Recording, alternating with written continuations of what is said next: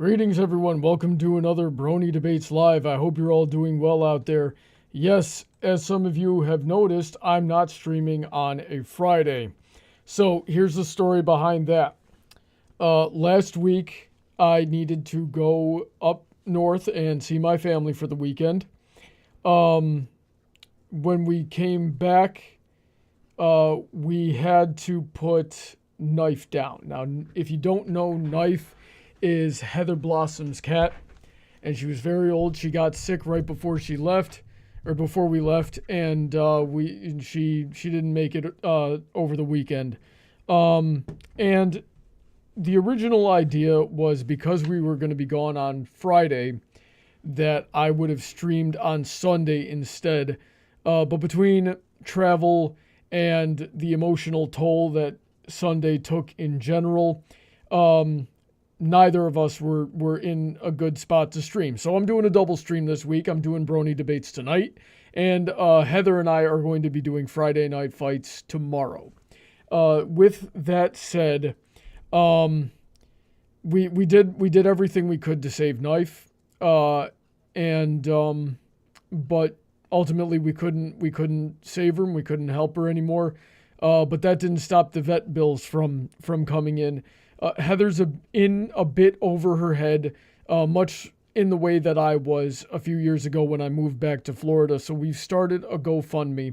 That link is at the very top of the description. If you enjoy the show at all tonight, or want to help us out at all for any reason, any contribution would be greatly appreciated. I'm gonna plug that well over my own Patreon tonight. I'm still gonna give a shout out to my patrons, especially those on the $10 and up tier, such as Heather, who we're trying to benefit with this GoFundMe. There's also Shady Oak Ministries, Sid McConroy, Autoknight, Emerald Spencer, Senko, Kyle Christensen, DJ Skywalker, who's with us tonight, Rein-Kun, Morningstar, Pony Cordero, QFlash, Billy Henline, Alden, MacManx, EasyModeGamer, and Dark Malcontent, author of the Metaverse series. Every single one of them have their own content that they make, and I highly recommend you go check that out. If you want to get on the show, I'd love to have you. Let's just get on the Patreon for $1 a month. Helps me come out with my content faster and more and better streams. Anyway, let's get into the thick of it here. Tonight's topic suggestion came from Angel of Speed, who's joining us tonight. How are you doing tonight, sir? Hey, howdy, hey. I'm doing dandy tonight. Good. And like I said earlier, we've got DJ joining us as usual. How are you doing tonight, DJ? Hello. Hey. And joining us for the first time, really good video game streamer, as well as a former patron, the Nameless One. How are you doing tonight, sir? Hello, doing pretty good. Good. Alrighty then. So let's turn it over to Angel, since this is your topic. Why don't you start us off? What is your stance on the pros and cons of fan theories, and what made you want to talk about this tonight?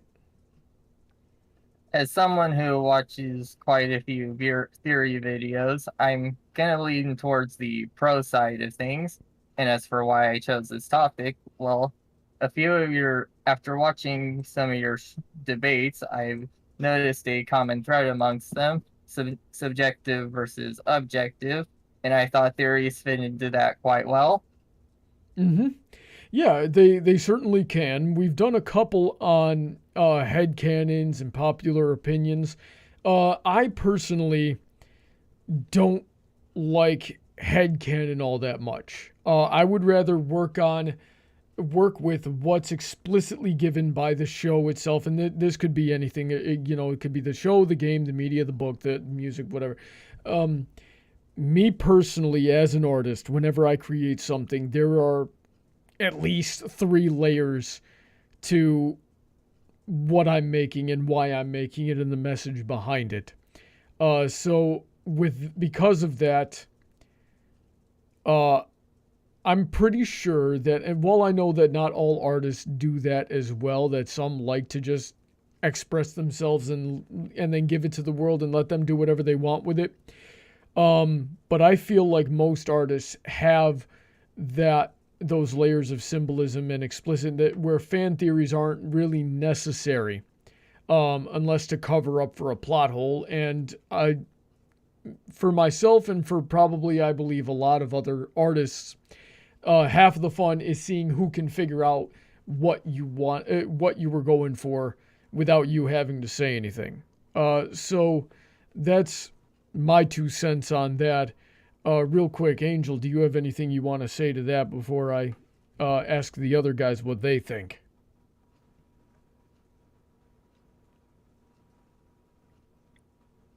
Well,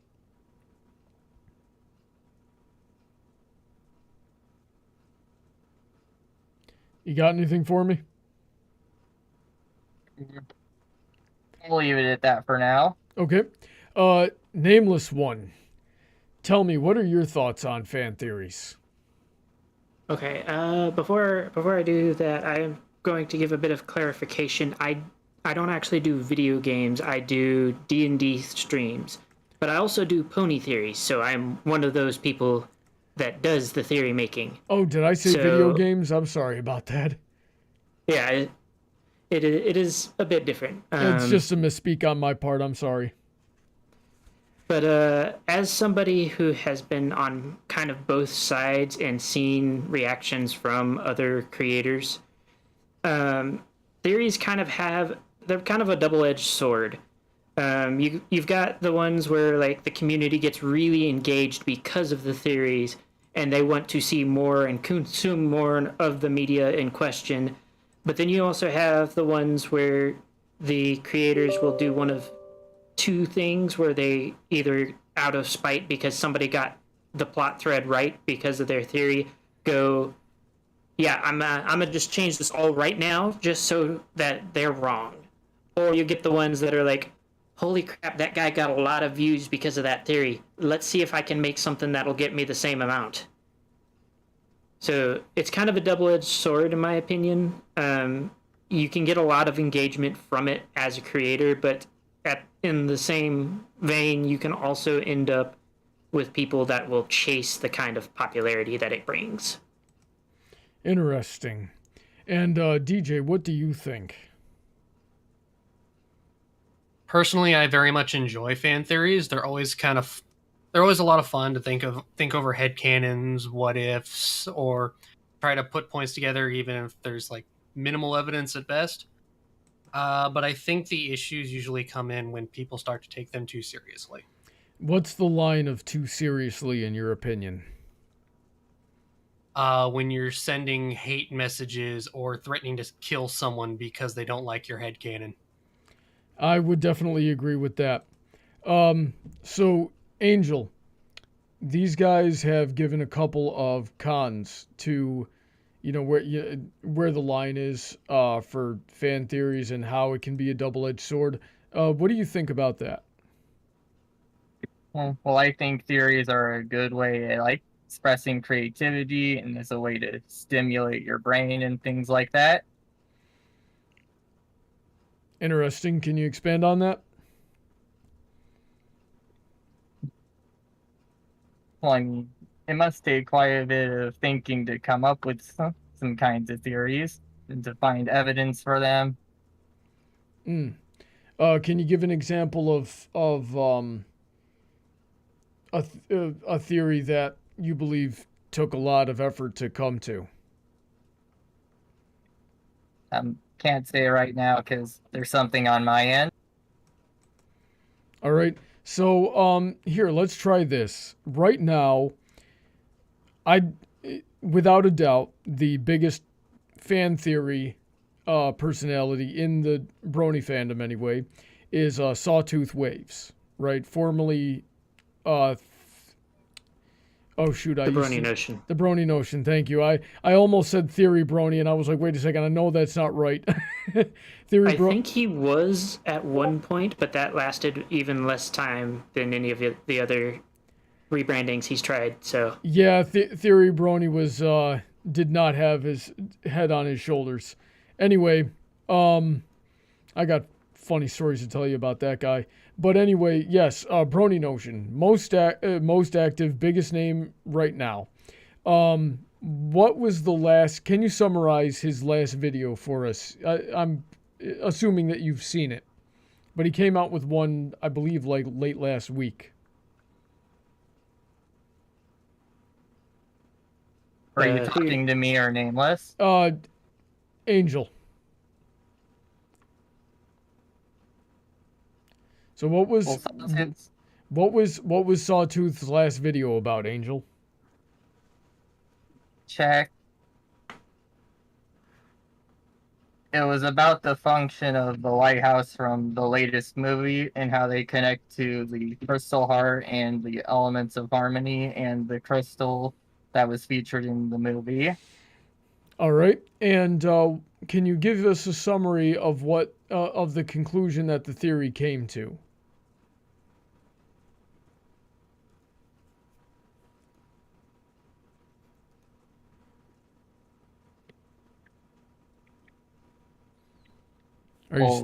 Are you still there? Yeah.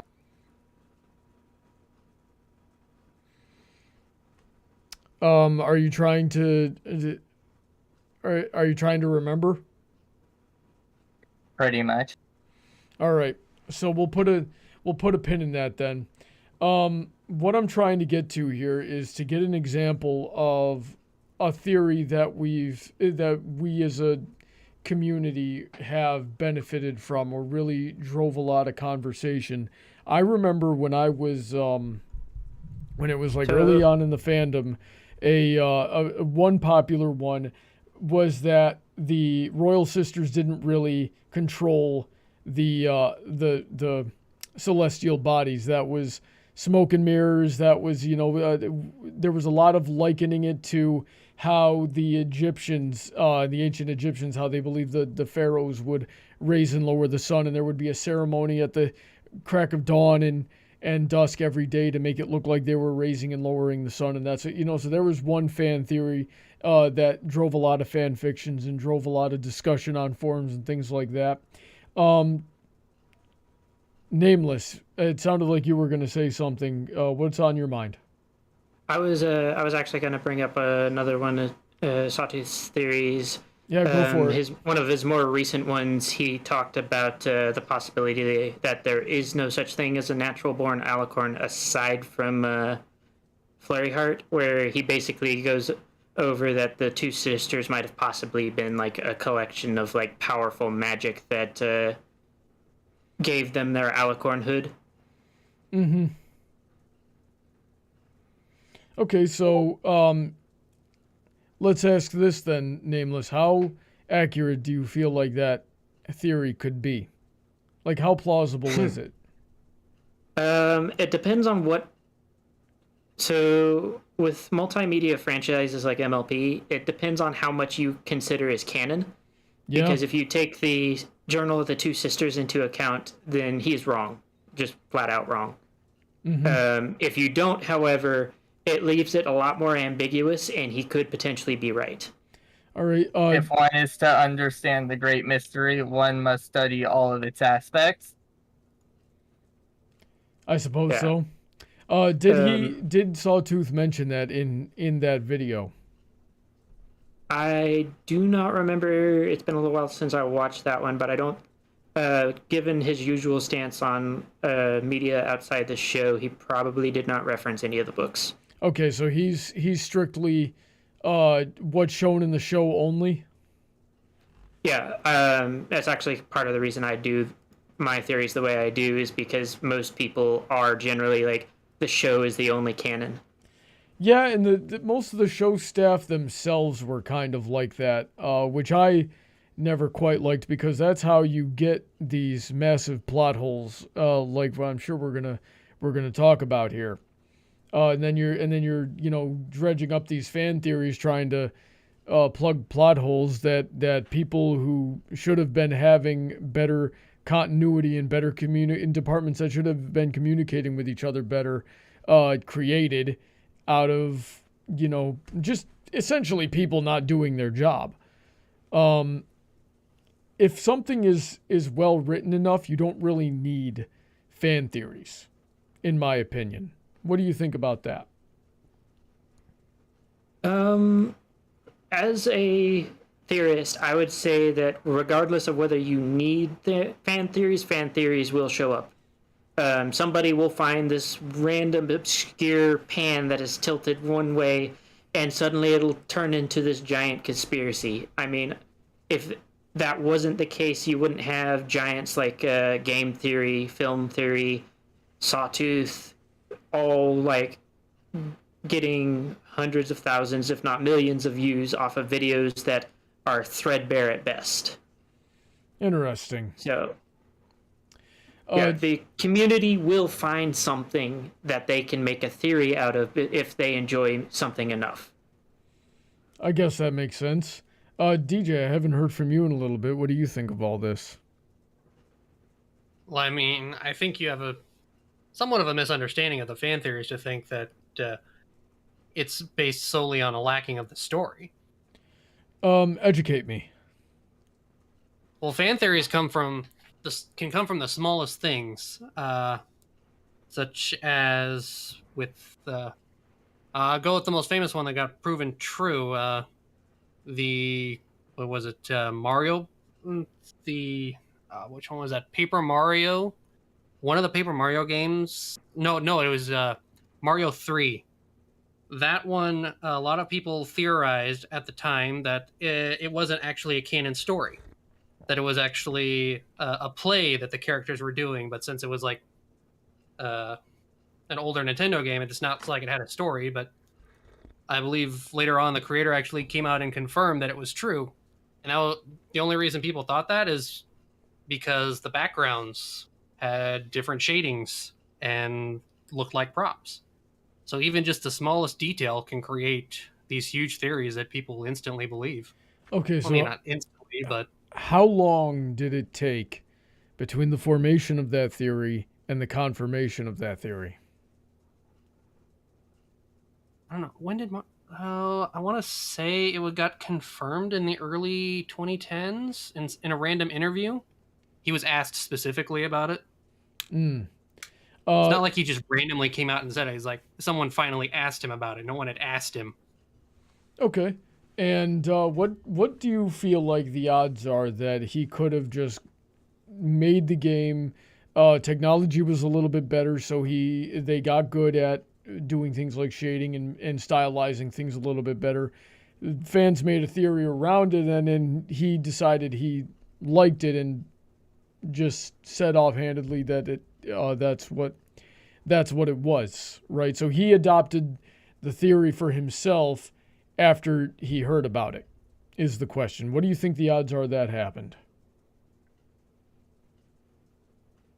Probably 75% him, 25% the other thing.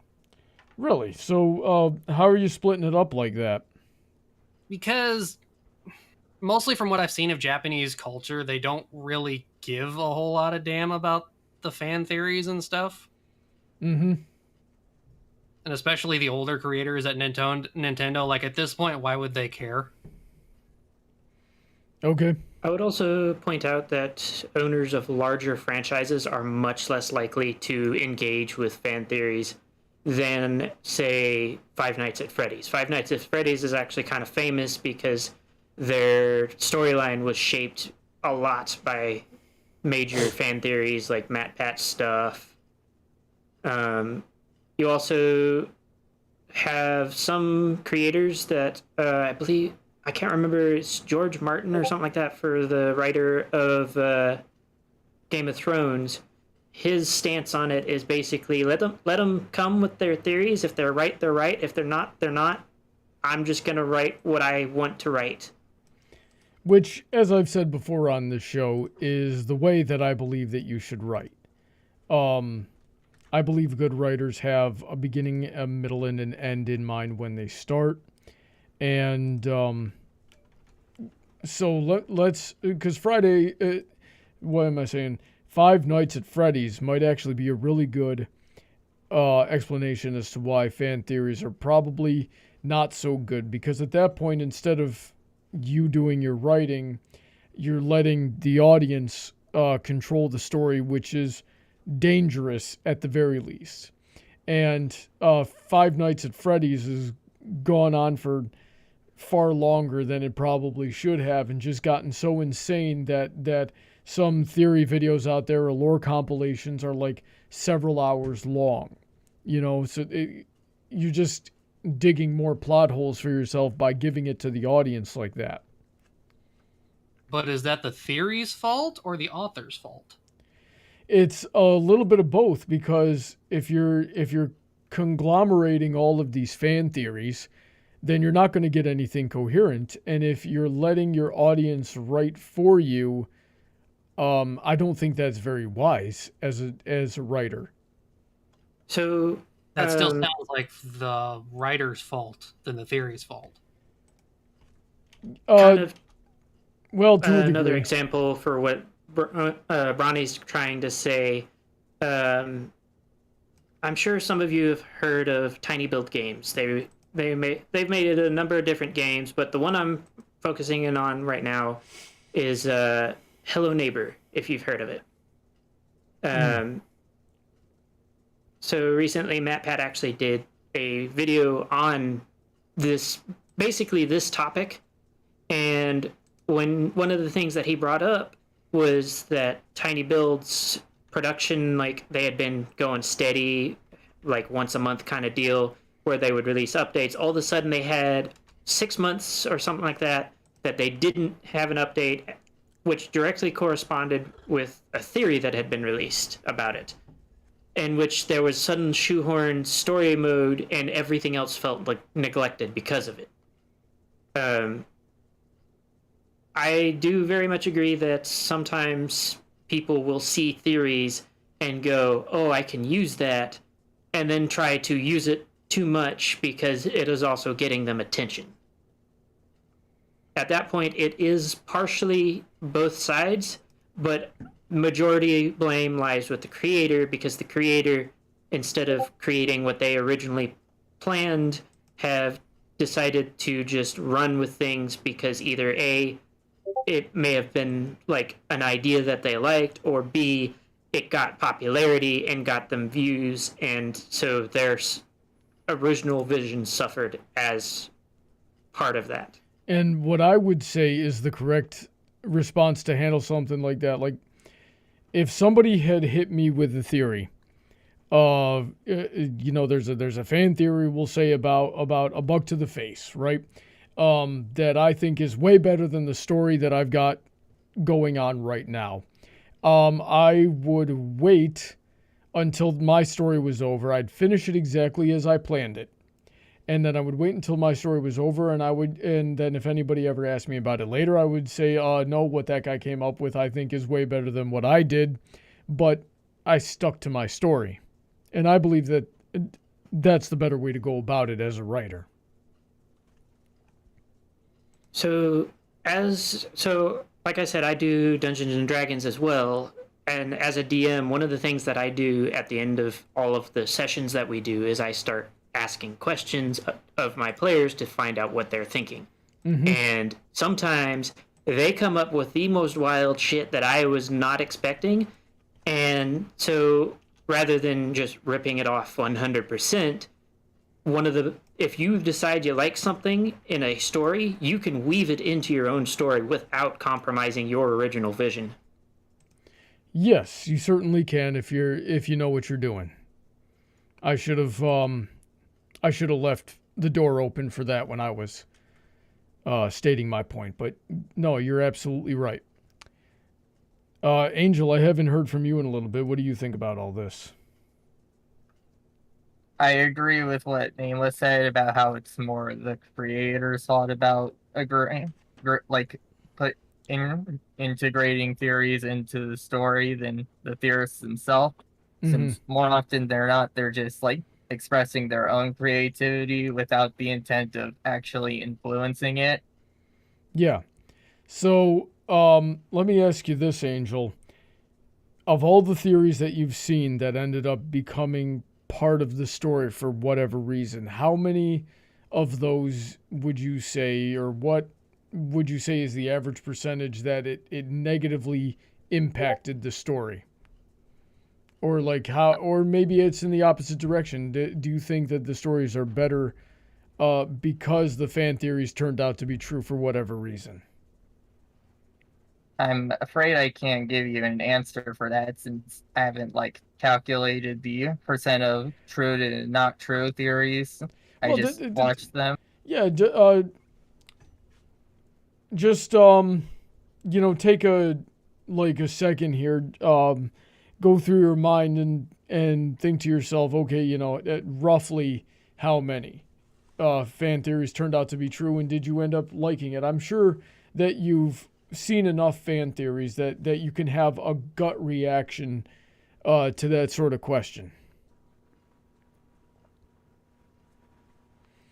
Or let's put it this way, perhaps. If a fan theory, if I came up to you and said, hey, the thing that you're watching right now, the fan theory turned out to be true, what's your gut reaction to that?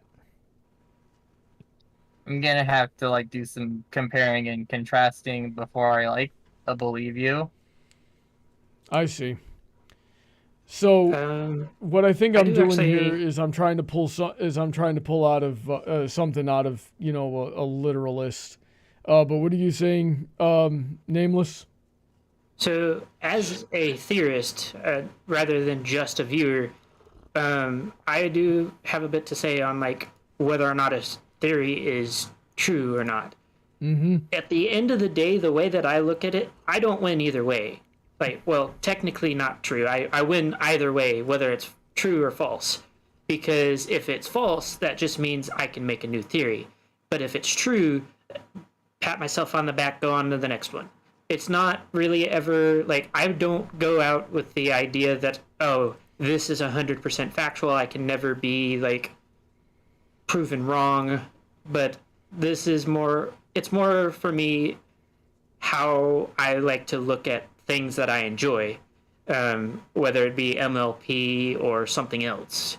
And it seems to be, for the majority of the people that I've talked to, a lot of the same way, although some people that view some of the theories do get a bit irritated whenever their favorite theory is disproved. Mm-hmm. I've heard a few different people in comment sections of various videos that got upset because the theory wasn't right and they really liked it. Yeah, and that's definitely an audience, definitely an audience problem of getting too invested or in whatever you feel like it's supposed to be. But I'm sorry for interrupting. Finish what you were saying. But yeah, with theories, when I am creating a theory, it's meant to open a dialogue more than to actually like prove a known fact. Like, there are certain things that I will continue to like the canonicity of certain comics, but like when it comes to like the origin of alicorns for MLP, we don't have enough information to actually give a definitive answer, but it's fun to think about. So that's what we do with it, is we come up with ideas that make sense to us with the information we have available, and we will pose it to the audience to be like, so what's your thought on it? What do you think on what I've said?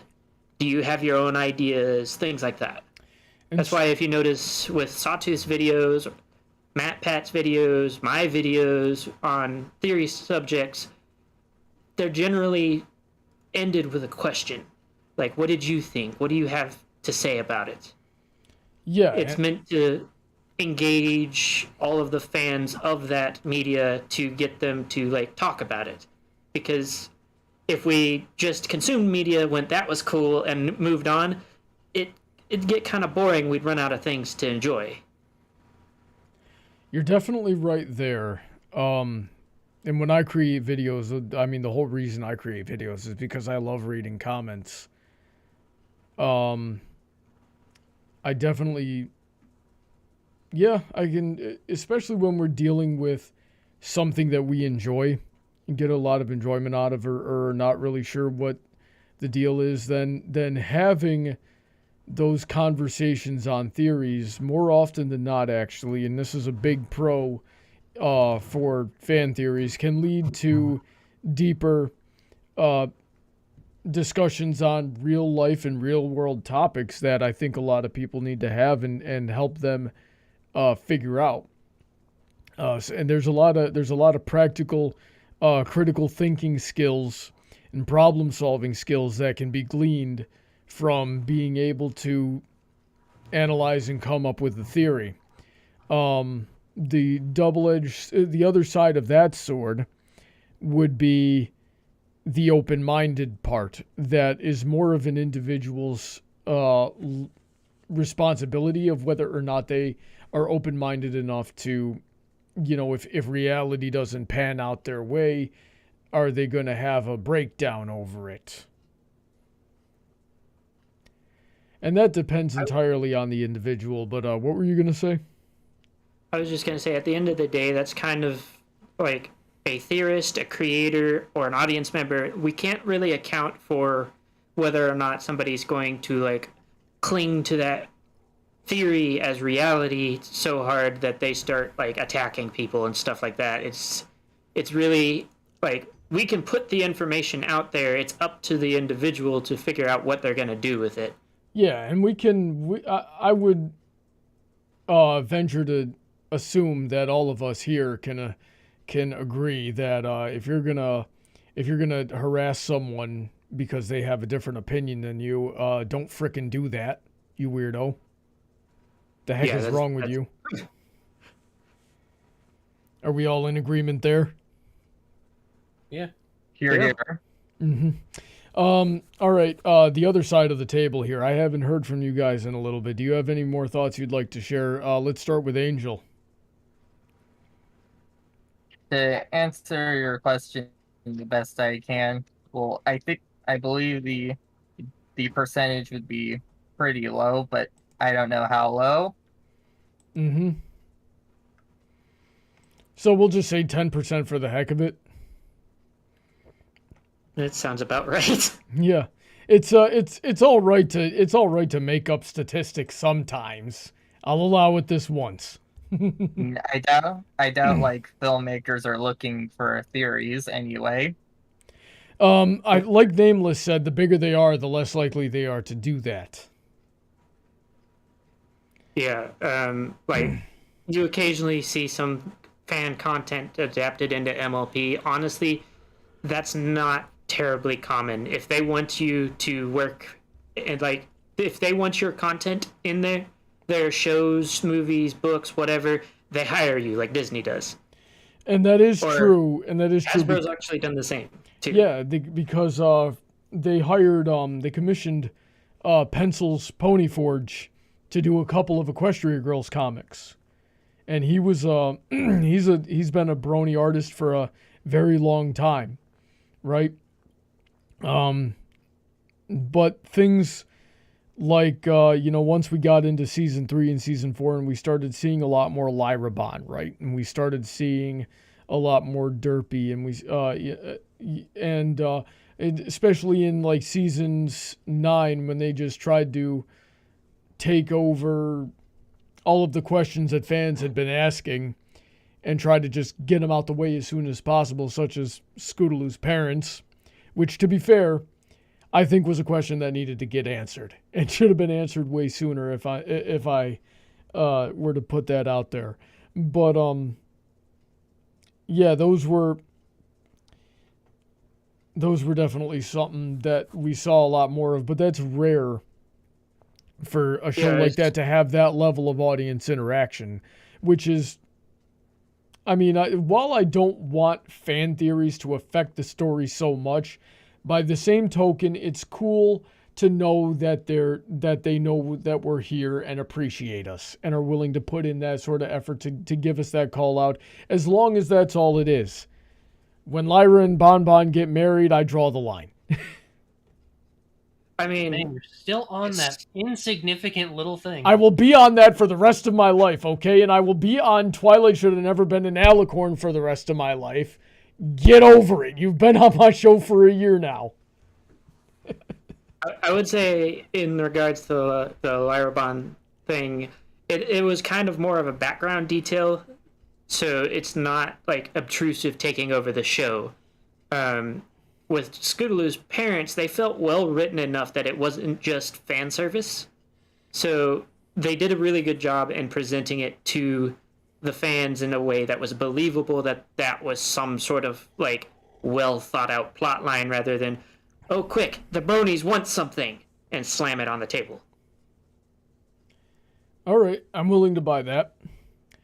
DJ, I haven't heard from you in a little bit. What do you think? I think this is one of the few times where I think we've covered most of the bases. Really? Angel, is there anything else you'd like to add or bring up while we're at it? Well, I believe the definition of theory depends on where it's applied. Like in science, for example, it's meant to like demonstrate principles, while in the everyday usage, it's basically just an unconfirmed idea. Yeah, certainly. Oh, in science, there's hypotheses and theories. A theory is basically a hypothesis with evidence. That's what I was taught. Essentially, So, generally I think you they want still to. stand on their own. Yeah, generally you also want a bit of peer review with it as well. Well, in science, peer Basically, review. we can't prove it, but we have enough evidence to say that it could be. And it's with that evidence that you sort of try to get the rest of your research based around. Mm-hmm. You know, And so theories don't mean fact. yeah, the theory sets up the parameters for the method of testing, and then writing down results, and then seeing if you can recreate those, and then moving on to the conclusion, if any. I did catch myself earlier when I said that. When I said something to the effect of theories with conclusions, and I know that's technically oxymoronic, but I agree with Angel when we're dealing with the scientific method, and when we're dealing with literature. The word theory has a little bit of a different connotation, but some overlap. You know, because we're still using, for the most part, we're still using evidence to come up with, what we believe, how the universe of this fictional universe works, or what happened in a story, or try to fill in, if we're filling in a plot hole. There is still some evidence to that. But the process of coming up with a theory is, I believe, a bit different. And with literature theory, you're like, because of this is what I believe. And then it really could just be up into the interpretation. And then whether or not the creator says anything to prove or disprove you is completely irrelevant. And then whether or not you accept what they say is also another factor entirely, whereas in a scientific context, it's more like, I've observed this, there's my hypothesis, so here's my theory and how I'm going to test it, and then we can come to the conclusion eventually. Does that rant make any sense? I believe so. A little bit, yeah. All right. I'm glad my ramblings are coherent. Those are rare. Shush you. I am a genius. Geniuses never... Go ahead, Nameless. I'm just being a jerk at this point. As a theorist, the way that I generally work, how I do theory, is the first thing I do is look at the show, since I primarily do MLP theories. I look at the show and go, well, what about this? Just use the origin of alicorns as an example. And I then start looking for further evidence.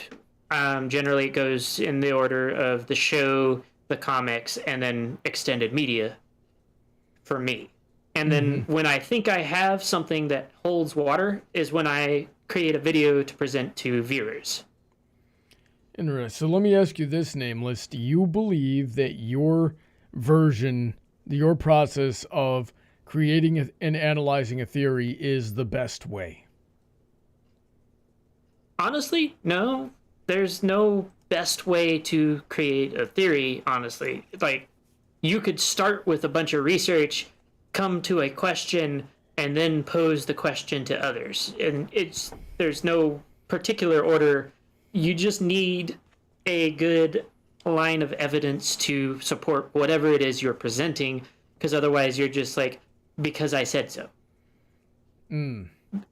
If you don't have evidence to support your theory, then you don't have a theory. You just have a hypothesis that you're trying to pretend is a theory. No, I wouldn't even say that. I'd just straight up call it a fan fiction.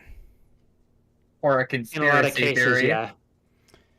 Well, a conspiracy theory is still different in itself. There's- It's still a theory. It's still It still has evidence, whether it is good evidence or not. right. And with In air quotes.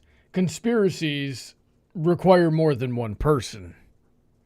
Is also something to consider there. So like if you know, let's just go into an alternate universe here and say George Martin and Tolkien conspired with each other, right? They were going to write these two vastly different forms of medieval fantasy, and then get their audiences in 100 years later fighting over, you know, which one was better. That's a fan. That's a conspiracy, right? But if you've got a theory that Lord of the Rings is literally a prequel to A Game of Fire and Ice, then you know that's completely unrelated. We need to see some evidence for that. So that's the difference between a fan theory and a conspiracy theory, is what I'm driving at, if that makes any sense. It's also important how you present said evidence, because if you don't sound like you understand or believe what you're presenting, you can also just end up confusing people further. That's why so many people with both Sawtooth and MatPat are like, this is the gospel. We are hearing the absolute truth here, because they present it in such a way that they don't sound unsure. They have like confidence in their own theories, and it could be the case that they utterly believe that they are right. But hey, that's just a theory, a game theory. Oh, for God's sakes. I knew it was mean, going to that's- happen at that's some that point. part of- You depends went what- 42 minutes. You only had to go another 15 without doing that. Come on. So close. All right, what were you saying, DJ? Well, I mean, that bit at the end of every theory video MatPat does, I believe, is definitely the most important part and the most prudent to our discussion with when it comes to the cons of these. Is that he does say, just remember, it's just a theory, because at the end of the day, it's not fact. It's not gospel. It could turn out to be fact, but it's essentially a well put together version of Brawny just rambling at the wall all day. Well, the difference between MatPat and myself is that I'm willing to talk. What's the phrase here? With a little bit of self-doubt. Like, I'm pretty confident in what I'm saying and what I believe and what I've observed most of the time, but I will still preface it with, this is what I've seen. Please correct me if I'm wrong, or tell me what you've seen. If you haven't, if you know our points of view aren't lining up. MatPat goes through most of his videos with some language of very hard, these are the facts. And then people start believing those are the facts. And I've seen way too many people being like, no, he way screwed up the science here. I've listened to a lot of his food theory videos, and he did one on chicken nuggets recently, and I just had my head in my hands the whole time going like, no, that's not how that works. So I believe there's a little bit of personal responsibility there, that if you're really presenting yourself as just a theory, that you act with a little bit more, what's the word I'm looking for, like tact, maybe even slightly to a degree self-doubt of like, hey, I could be wrong, this is what I know. I preface my language like that, he uses it as a half-hearted catchphrase at the end of his videos. I will say that one of the things that I have noticed watching him for years now, when he does go to defend his stuff, because there has been a couple occasions, most of the time it feels more like he's defending his evidence, which is normally what people go after. He doesn't necessarily always defend like his actual theory so much as we did do the research and this is what we found, this is how we came to this conclusion. I did notice that fairly recently with one of his food theory ones where he was basically like pointing out that serving size is not a good way to measure anything for any kind of like scientific, like, what's the word I'm looking for? No, Theory, I guess we'll just go with theory. Yeah, well, theory or measurement or, standard would be another word that you could use. Yeah, that. Oh, and yeah, that, I mean, as a complete sidebar here, the serving sizes on things are absolutely freaking ridiculous. Of course, there's no consistency. Take some of my two favorite snack foods, for instance. Pickles, especially whole dills like the giant ones, and trail mix, right? A serving size of trail mix is a quarter cup. That's like, I can get a half cup in one hand, and I don't even have very big hands, right? So it's like, hey, low fat, low calorie trail mix, only 230 calories per serving. Serving is half of a handful. I'm not good. I'm going to eat a little bit more than a handful of my favorite snack here. And my pickles that I have in the refrigerator right now, I'm totally ranting here. My pickles that I have in the refrigerator right now says the serving size on them is 5 calories, right? So it's 5 calories. What's the serving size? A quarter of a pickle. No. I'm not eating a quarter of a pickle. Just say 1 pickle, 25 calories. It's just marketing. It's based on nothing, and it drives me absolutely bonkers. There's my nutrition rant for the night. Anyway. Of all the snacks you had to have a favorite for, it had to be pickles. Yeah, they're healthy. They're really good with replacing electrolytes. Yep. I mean, they're cucumbers. They're good for you. A little bit of vinegar, too. Very tasty. Anyway. Let me ask you guys this. We'll go around the table and then we'll do audience participation here. Is our fan theories a net positive to a fandom? Nameless, what do you think? I would say absolutely. It gives the fandom a way to engage that doesn't necessarily require, being a YouTuber or a fanfic writer. You can just be like, I think this is how that works, and still be engaging without having to fully dive into like some of the harder to get into niches of the fandom. It also, if the writer decides they want to use anything, say they were thinking of one thing, but somebody came up with a better thing, they decide they want to wrap it into the thing that they were already going to do because it just works that well. It gives them ideas, especially for like smaller, like one-man teams. Alrighty then. Angel, what do you think? I do believe that theories are a net positive for this fandom because of all the engagement, like what Nameless said. Mm-hmm. And DJ, what do you think?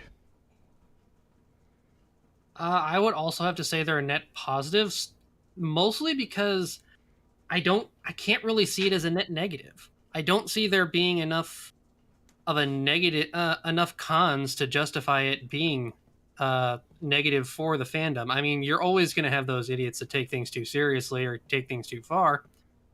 But I don't really say that's a fault of the fan theory, is more the fault of the persons. So I guess just by default, I have to say it's a positive. I guess so.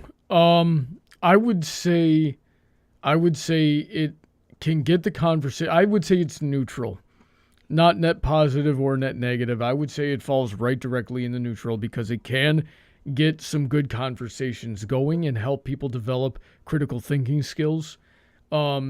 However, I feel like in my experience with analysis and with theories, the content creators themselves tend to get a little pretentious and stuck in their own theories, and then their audiences end up doing the same. So what I would like to see, and which I believe is more the nature of, believing yourself to be a critical person.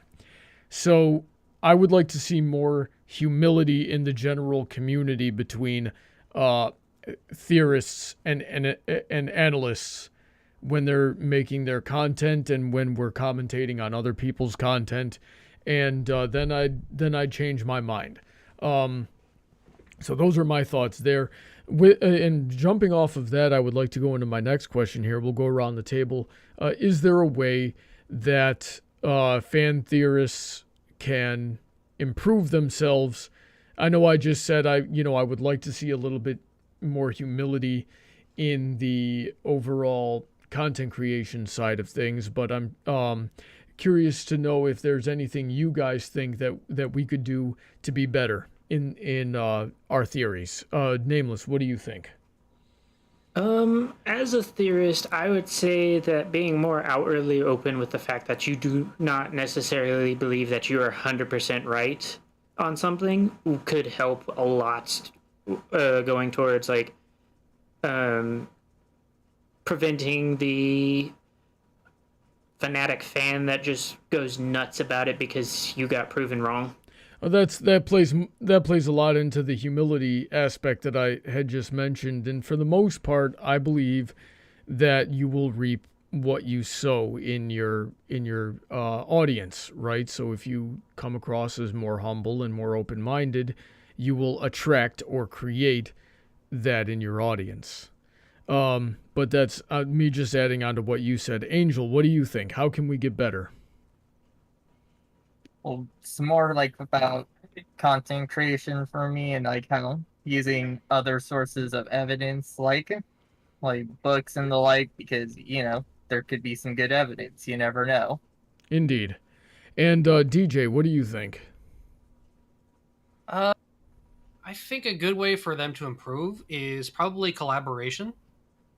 Reaching out to other theorists or even just fans that have their own ideas. Like, I know we keep going back to MatPat, but he does take from his Reddit every now and then looking for additional theories, and he does have his research team, but maybe having more on level, I suppose, instead of having subordinates, having people that are on your level bouncing theories back and forth. I think you'll get some great results out of that. Honestly, evidence. I do very much agree with you, DJ. That is because I've collabed with Sawtooth a couple times now, and am looking at collabing with somebody else.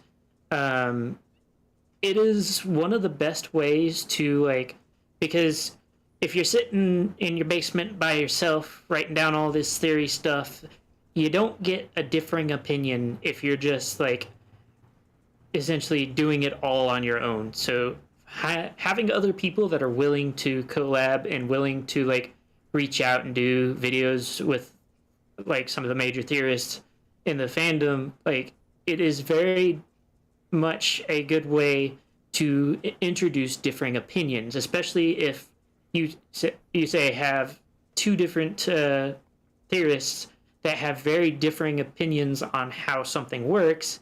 It not only gives them the opportunity to learn from the other, but they will also be able to learn off of the commenters as well. Alrighty then.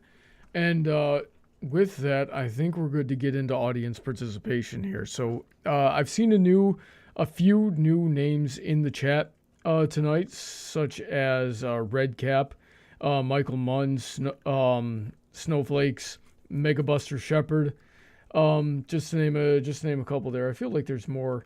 Anyway, so here's what we do. Yes, Windstriker, that was another one.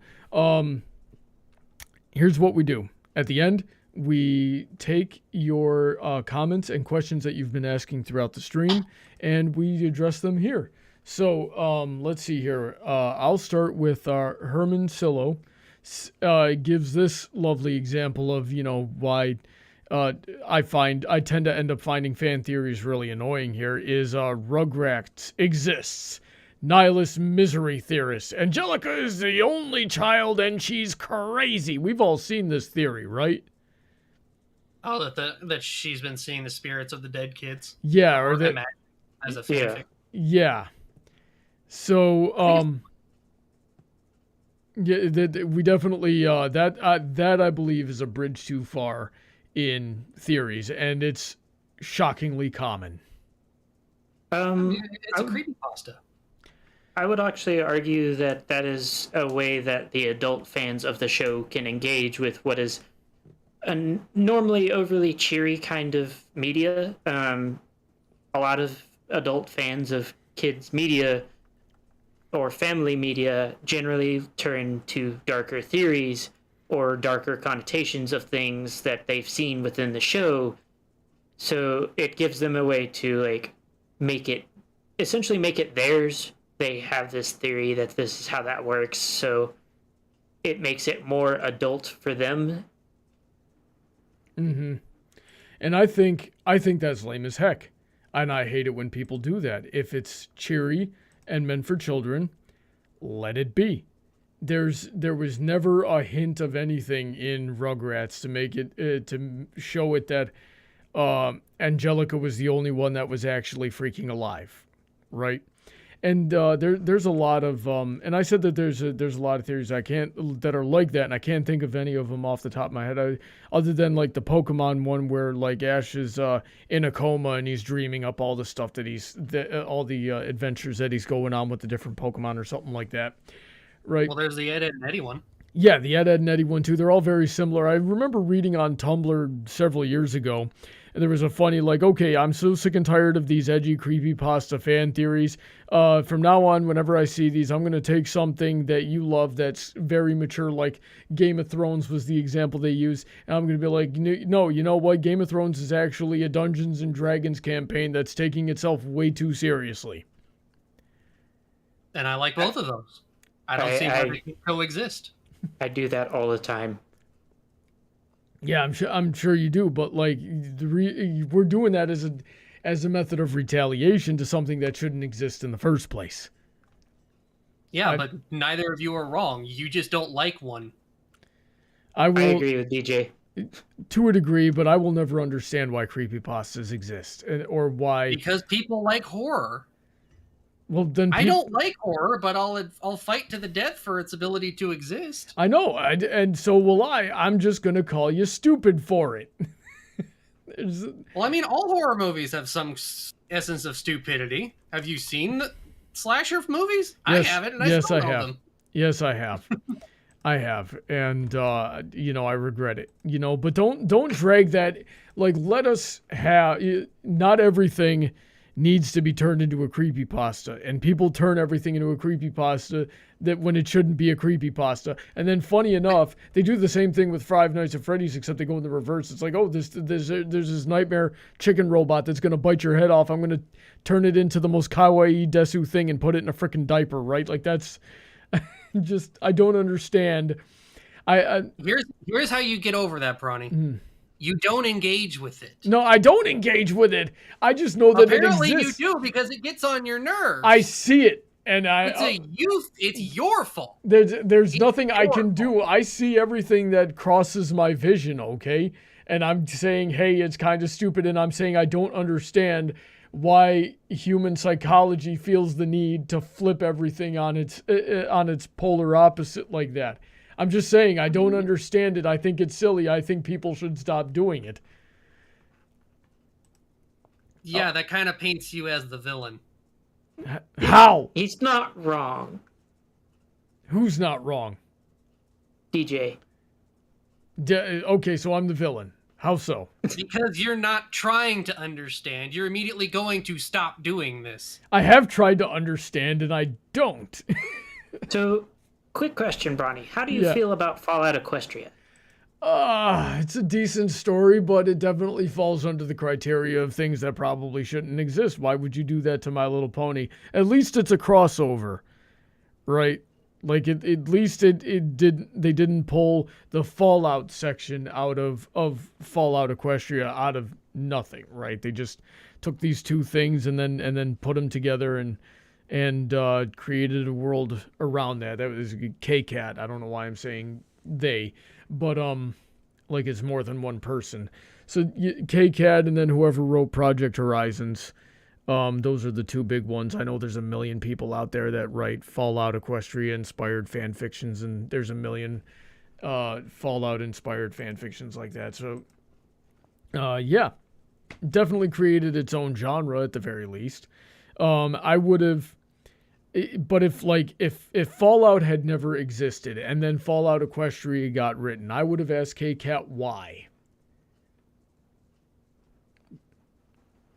You know, that's... So, have you never wondered how certain characters would interact in another world? From entirely different franchises? Personally, no. I like to keep things separate. That's boring. No offense, but that's boring. Well, that'd be boring for you. But if I start trying to mix things together, I just end up confusing myself. I like keeping things separate. I like things being consistent. I like things being understandable. I don't like plot holes. And unfortunately for me, I have this over analytical brain that locks onto plot holes like a metal detector. But yeah, a lot of stuff like this also kind of boils down to, can Superman beat Goku? People ask those kinds of questions, and then other people are like, you know what? I'm going to try and answer it. Mm-hmm. And that's how you get things like theories, fan fictions, headcanons, that, like, you're never going to get the actual answer to these questions. So a fan decided they wanted to give an answer. Because there are people that will ask all kinds of questions like this. Like, what if Pinky was crazy? Like, actually insane? And that's where you get things like cupcakes. Do some of them go too far? Yes, cupcakes went way too far. Mm-hmm. But there's a lot of them, though, like Fallout Equestria, that are very well written, very well thought out. And they mix the media with reverence to both of them. As long as there is, like, a reverence kept towards, like, both. If there's a mixture, both media, if there isn't, then to the one that they're starting with, it's not really that bad of a thing. Yeah. It may not be your flavor, but it's definitely something that is very engaging for a lot of people. Mm-hmm.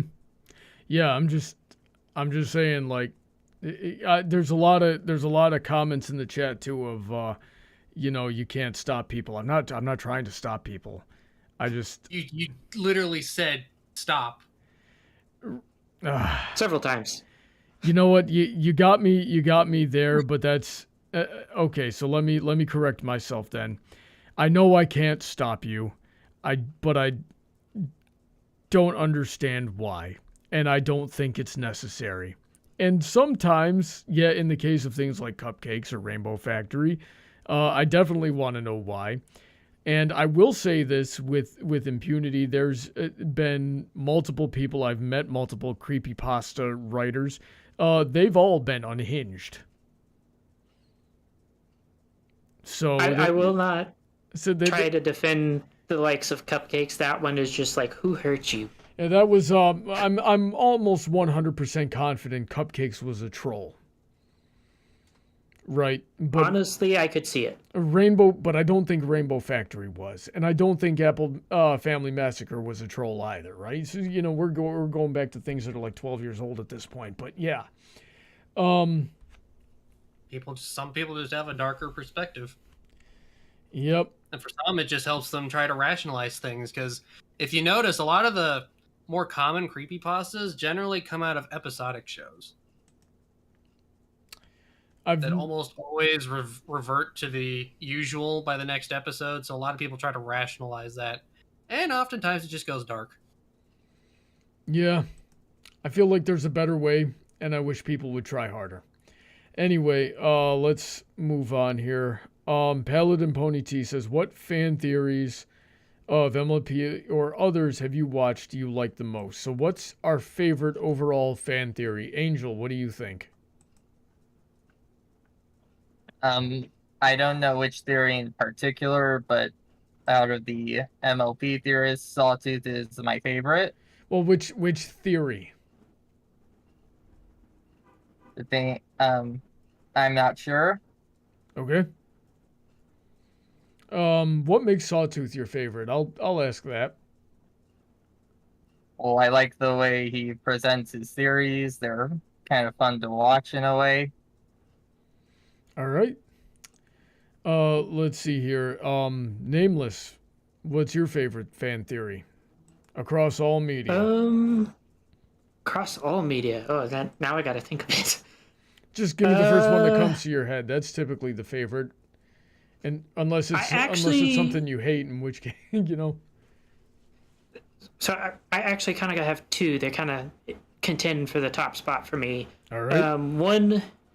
Both of them have been proven wrong, but one of them was Discord is Star Swirl.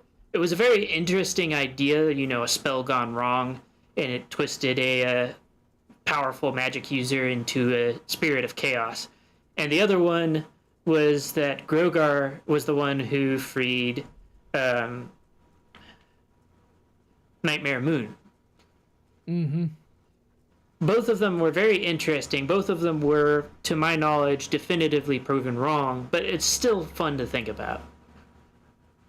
Yeah, and before the episodes came out where we had Star Swirl and Discord on the same screen, and the episode that showed that Discord was Grogar as we had seen him, then yeah, I could definitely see both of those theories. And I remember the Star Swirl is Discord one. There was also another one that was fairly popular, was Discord was like Celestia's imaginary friend or something like that.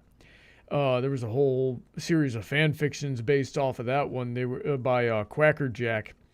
The Petriculture Cycle. If anybody wants to go check that out, those were really good. And actually a missed opportunity because we never did have Star Swirl and Discord on screen together. Really, I could have swore we did. No, didn't we have it towards the end of season 9? They were all at the area, but they weren't on screen at the same time. DJ over here trying to resurrect old theories. But I'm not trying to say they're the same because I'm more interested in seeing Star Swirl react to Discord. I definitely prefer Discord as the concept of the antithesis of harmony. Just being born of chaos as a concept. Alrighty also, then. Did we ever find out if Discord was after Star Swirl or before him? him? Something I'm not sure off the top of my head. But that is I believe it was after because Star Swirl disappeared before the Tree of Harmony was like fully grown. I guess that's true. So Discord Star Swirl would have no idea who Discord is. To the best of my knowledge, Discord tried to take over Equestria after. To the best of my knowledge, after the Pillars went to Limbo. I'm just imagining a scene of Star Swirl looking at Discord and immediately getting out a measuring tape and just trying to examine him. Alrighty then. DJ, what's your favorite fan theories? Well, the first one to come to mind was Scooby-Doo is an alien, but that's not a theory. That's true. Where was that proven to be true? Mystery Incorporated. He's not an alien, but he's a direct descendant of aliens. And Brawny can vouch for that. He saw it. Yep. It is true. I mean, if it started out as a fan theory and just turned out to be true, it doesn't make it not a fan theory. Well, I mean, can you really say it's a theory when it's true? No, it just got proven to law. I had just going through the scientific. I never, and I don't exactly participate in the Scooby-Doo fandom especially before Mystery Inc. came out, but I was never aware that was a theory. I mean, it probably was in some plan, but I think the one that comes to mind the most is Gravity Falls, since the series is over, they left us with some threads. The big theory being that Bill Cipher is alive inside of Grunkle Stan and using him as a flesh puppet. Ah, yes, one of those other ones that fed the theory but kept a great story. Or how he became king from the Owl House. Alrighty then. That's just because it's the same voice actor. Let's see here. HRB says theories are part of the fun of fiction. It only becomes bad if the author starts changing things just to make it match or not match, or is being bullied by crazy fans because the theories aren't right. And yeah, we've been over that a couple of times tonight. Yep. Yeah, I absolutely agree with that. It is entirely up to a creator on whether or not they are going to follow through using theories. And if they start chasing theories just to get attention, they're invariably, like, I've seen no instance where they all out started chasing theories and their product didn't suffer it. So yeah, I 100% agree. All right. Paladin Pony T says, Brawny, one of Sawtooth Wave's theories helped me come up with one theory for you. The theory that you still have your Pegasus powers, even though you don't have your wings anymore. It is true that I've been to Cloudsdale in a buck to the face. I had forgotten that for a moment, and then one day Angel reminded me on Twitter, and what was very humiliating for myself. You're welcome. Thank you. And I don't get me wrong, I am He grateful. thought he was an earth pony. Don't get me wrong, I am grateful. I just am mad at myself for forgetting my own episodes, right? It's been too long. So I'm interested in, so there obviously there's something there, right? And I remember thinking about that while I was writing, you know, a buck to the face episodes where I go to Cloudsdale. I'm definitely not having any problem walking on these clouds, and Thespio is a unicorn, and I do remember them saying that the cloud walking spell is not very difficult. So there. No, but it does leave him open to pushing you off. Yes, and that is one reason why, and I don't think I've ever stated this explicitly in the show itself, but that's one reason that Brawny doesn't go up on clouds, and actually like never really went up on clouds to begin with, because he like, even when he had wings, he didn't fly very good. So if he falls from somewhere really high, it's probably going to hurt or worse. Unless he lands on his head. I kind of just came up with a bit of a dumb analogy for this, but you're not a different animal. You're like an ostrich or a kiwi. You're still a Pegasus, but you're not one that can fly. Indeed. Being compared to a kiwi. Something that here's a fan theory that I've seen a couple of people talking about with me is you know, why was I not a very good flyer? Are you either an earth pony or a Pegasus or a unicorn, right? Or does having mixed parentage affect, like, am I half and half, right? Because, and I've seen people actually talking about this, they mention how my bones are really hard and that I'm stronger than average, and that, which is an earth pony trait, but I'm quite obviously a Pegasus. I would counter that with, what about bulk biceps? Exactly. And that's been the discussion, and I never quite saw an end to the discussion. I just saw a couple of people asking questions back and forth to each other. But that is the question. Let's see here. But anyway, Paladin, I would like to know which one of I'm just curious, which one of those theories that Sawtooth, how did that help you come to your theory? And then what exactly is your theory? I'd like to see that in words. Anyway, Snowflakes said, so many people said the show was just a tool that introduced ideas for fans to expand on in fan fictions. I think My Little Pony purposefully left things ambiguous so many people can project their ideas onto it. What do we think about that? I think we mentioned this in a previous Brony debate, but I don't like that take. Mm-hmm.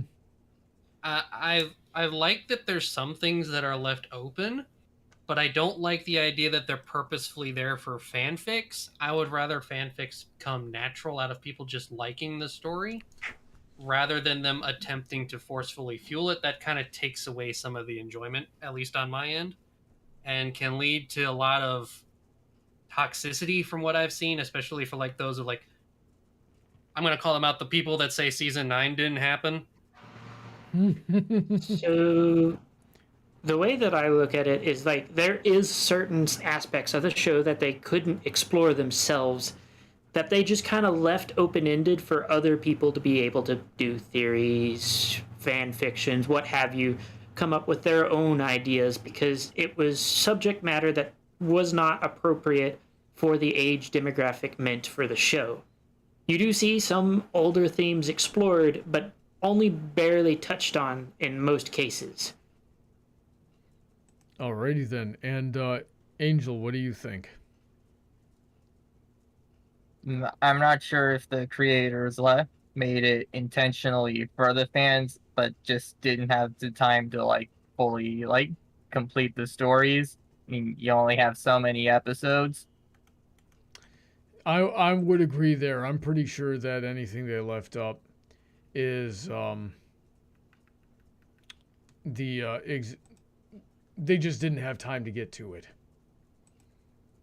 Let's see here. Paladin Could have been left for other people to fill in, but most likely they could have it was explained intended how for the other frick show flurry writers. heart is a thing. That's what they could have done. I Oh would have God, please, yes, do that. I would have taken any line, right? Like, just give me 1 or 2 lines to tell me how the frick flurry heart exists, and I would have been perfectly satisfied. Until then, that is like I hate that even more than I hate Twi'lek.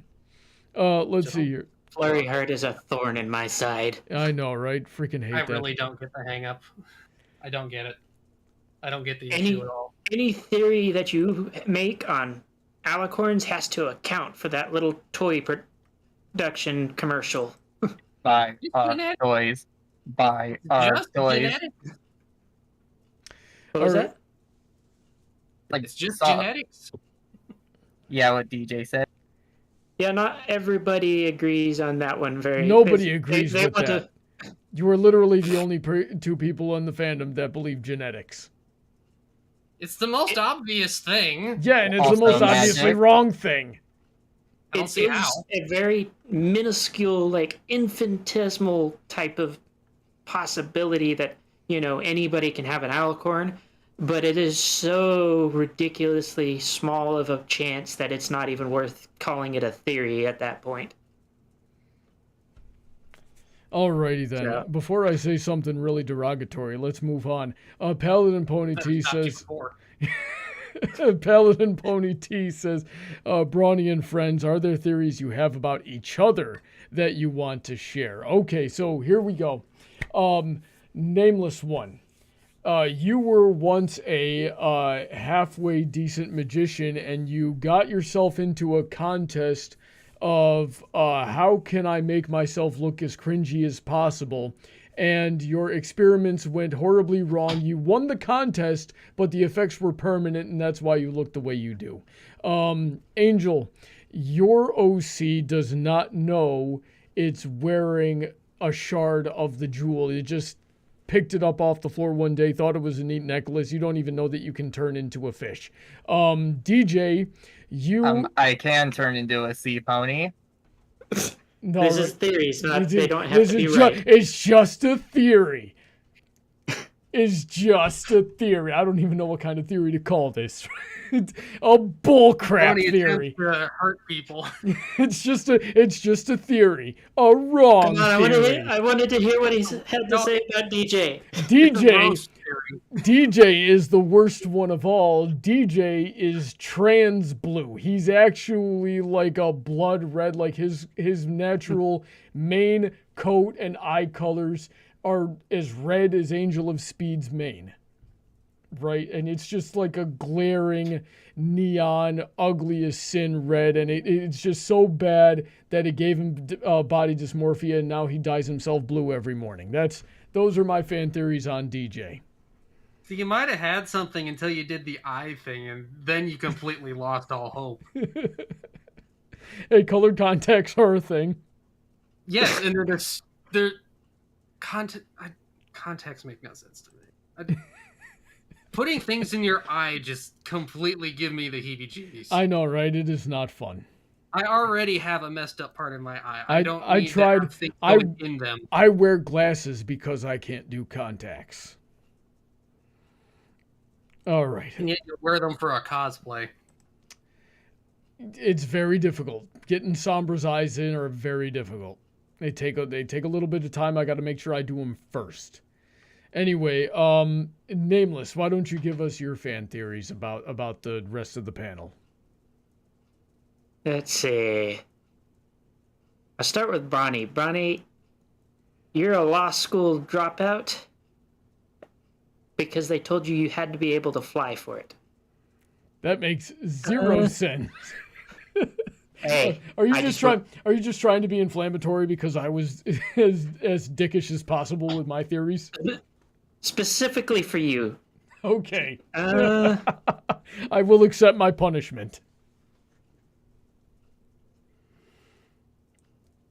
See, DJ, are you secretly a background pony? I swear I've seen you before in the show. You know, he kind of looks like Fluffy Clouds. You remember Fluffy Clouds? No, not at all. If they mentioned Fluffy Clouds in Thanks for the Memories when they were doing that Who's On First bit. Hey, where'd our Fluffy Clouds go? And then they just panned to some dude that kind of looks like DJ, but with Carrot Top's body. And not Carrot Top, with Carrot Cake's body, and he just waves, right? And then he came back at a later episode, and he had the gayest lisp you could possibly imagine. I don't really got anything for you, Angel. Sorry. All right, Angel, how about your fan theories for everybody here? I don't have one for you, Brawny, or for DJ, but for Nameless, I think you're a demon like Aeon of Dreams. Not like an incubus, just a demon in general. And let's see here, DJ, what are your fan theories about the rest of the table? All right, let's look at your profiles here.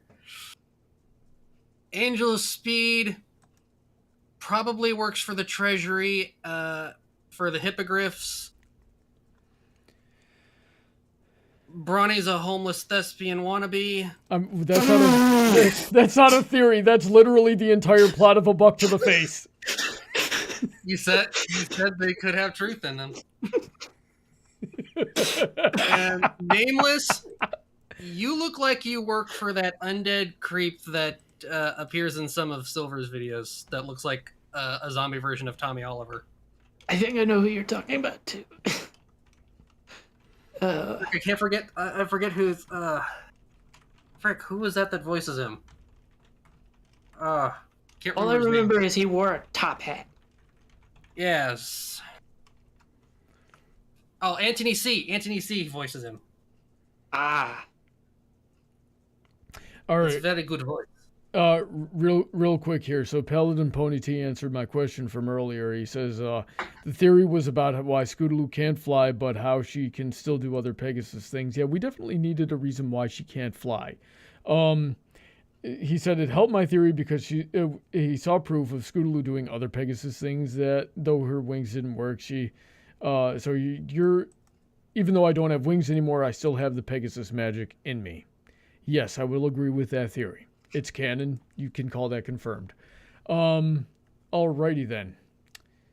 And the last one that I have here anyway says is Aleximus Prime Brawny. What are your favorite examples of things that are totally not theories, but are a little ridiculous headcanons. For example, Sweetie Belle being a robot and friendship is witchcraft.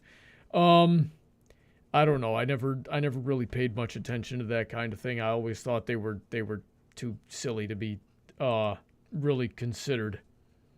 They make good jokes occasionally, but when it becomes the whole, when you get a whole fandom surrounding the joke that and it gets to the point where they forget what the canon actually is, because Sweetie Belle's a great character in the show itself, right? And I like that character a lot.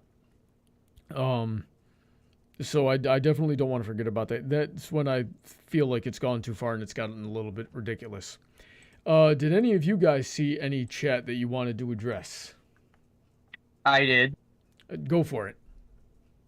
Time to trigger Brawny. Ruby Yes. is what happens when fans take control, and it's bad. IMO. That's not triggering me. I totally agree with that. Ruby sucks. Although I will say I am interested in the anime version that's supposed to be coming out, because it actually, I don't like the visuals of Ruby, so I've never bothered to give it a chance. I'll give it a chance when it's in 2D. If they completely fix the horrible story and characters and voice acting, yes, it tried to. It sucked. But if they fix literally everything about that show, then it might be salvageable. I saw like what you can do with 3D animation like that in an anime with Land of the Lustrous, and I was not impressed by Ruby. All right. Although, Brony, I did have a good answer for you on, what was that, Aleximus's question? Yeah, about sure.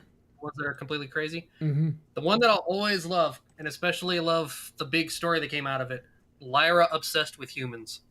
Oh, I hated that so much. But the song was so great. That story was amazing. Anthropology. I didn't think it was very good. What do you know? I know a lot of things. Just because... Like, I can't make a hair joke anymore, but... Bleh. Yeah, they're getting old. Get new material. Gosh darn. All right. Did anybody else see any chat? Not the reason, but okay. Not that I was looking at. Unless DJ saw something. I think you've covered all the ones I saw.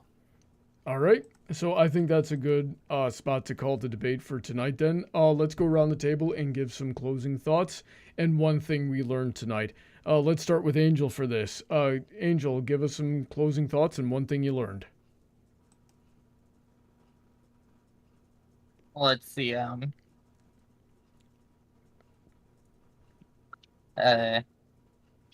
not sure about closing thoughts, but I learned that. Yep, I'm not sure what I learned. Alrighty then. Nameless. Closing thoughts and something you learned. I would say, closing thoughts wise, that fan theories as a whole are not a bad thing necessarily, but it is a bad thing when, creators start seeking those theories rather than letting them happen naturally, or letting them forcibly shape how they write their product, whatever it is, show, game, book, fan fiction. If you let them just happen, kind of like George Martin does, where it's just like, if they're gonna do it, they're gonna do it. I don't care. I'm doing what I'm doing. Then you tend to actually end up with better products overall. Everybody is happy because, it's the best that it can be, rather than being the best that the author thought that everybody else wanted it to be.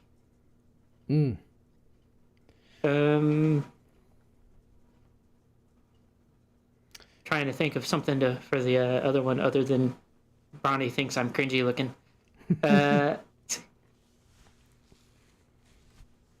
Thinks everything's cringe. I mean, I wasn't even being serious. I get it all the time, man. I'm used to it by now. I promise the fact that you're a dirty alicorn has nothing to do with it. Says the wingless Pegasus.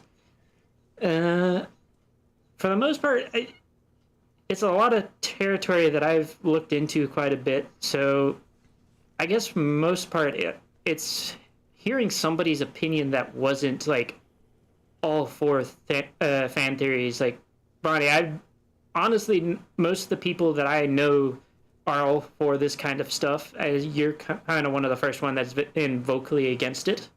So just kind of hearing that opposite opinion is pretty interesting. Mm-hmm. How much do you hate my opinion? Oh, not at all. Alrighty then, that's surprising. Let's see here. DJ, one thing you learned and some closing thoughts. Well, closing thoughts. Fan theories are what you make of them. They can be good, but don't let them take control. Don't try to disparage other people's theories, no matter how stupid you think they are, no matter how much you agree with them. It's their own theory. Just don't try to pass them off as fact. And to creators, keep your own vision. There can be some good stuff out there, but don't try to chase trends. You have your story, stick to it. As for something I learned, well, I mean, it's not learned, it's more reaffirmed. Brawny will always be stubborn, and it can't be helped. I have conceded many points on this show. Don't you you miss me with that nonsense. All right. My closing thoughts are that, for the most part, fan theories happen when, like, the more plot holes there are, the more fan theories there are, is something that I have noticed in my observations. I prefer it when shows give definite answers to why things are the way they are, or why things happen the way they are. Because when you leave them up to interpretation, then it can mean anything, and when it means anything, it means nothing. As for something I learned, I guess I feel like I already knew on a subconscious level that fan theories will happen regardless of anything. But that definitely got dragged up to the surface for me tonight. I also learned that I need to be more careful with how I'm wording things when I'm going on my pretentious rants about no, I have no intention of trying to stop you from enjoying things the way you enjoy them and coming up with whatever crazy crackpot based on nothing theories that you may come up with. I can't stop you, and I shouldn't try. I'm still going to judge you for it. Make peace with that. Judge away. Definitely judge away. Just that wasn't our issue. Yep. But yeah, I didn't convey my thoughts very well, and I ended up making an oxymoron out of myself. Anyway, I hope you all enjoyed the show. I saw some new names in the chat tonight. I hope I've earned your viewership. I hope to see you again. I hope you guys joining me on the show tonight had fun. Did everybody have fun tonight? I did. This was good. I really enjoyed this. I hope that you'll have me on again sometime. Certainly. Just keep your eyes peeled for what the topics are. Angel, thank you so much for suggesting this. This was a lovely conversation. If you guys out there would like to get on the show, I'd love to have you. I just need you to get on my Patreon for $1 a month. You can get into the Discord server that way and hang out with me and these guys and talk about anything you want. And that's the best place to make topic suggestions and get on the show. I'm very grateful to all of my generous supporters on Patreon, especially the $10 and up tiers, such as Princess Heather Blossom, Shady Oak Ministries, Sid McConroy, Autoknight, Emerald Spencer, Senko, Kyle Christensen, DJ, who joined us tonight, Rein-Kun, Morningstar, Pony Cordero, QFlash, Billy Henline, Alden, MacManx, EasyModeGamer, and Dark Malcontent, author of the Metaverse series. Go check out all their content, links in the description. Tonight we are trying to raise funds for Knife's vet Bills. May she rest in peace. She was a beautiful cat. If you enjoyed the show tonight, I highly recommend, I don't know how to word that, but it would mean a lot to us if you could help us with those vet bills. We're in a little bit over our head. There's a GoFundMe link in the description if you enjoyed the show tonight. Every contribution helps, and we're very grateful. With that, I hope you have a wonderful night. Come back to this channel tomorrow night, 8 o'clock p.m. Eastern Standard Time. We're going to be doing some gaming. I think it was Princess Heather Blossom's turn to pick the game, and she wanted to see me do Friday Night Funkin'. I am absolute dog water at all kinds of video games, and rhythm games are quite possibly my worst aspect, so we'll see how that goes. Anyway, say goodnight, everybody, and have a wonderful night yourselves. Good night. Good night.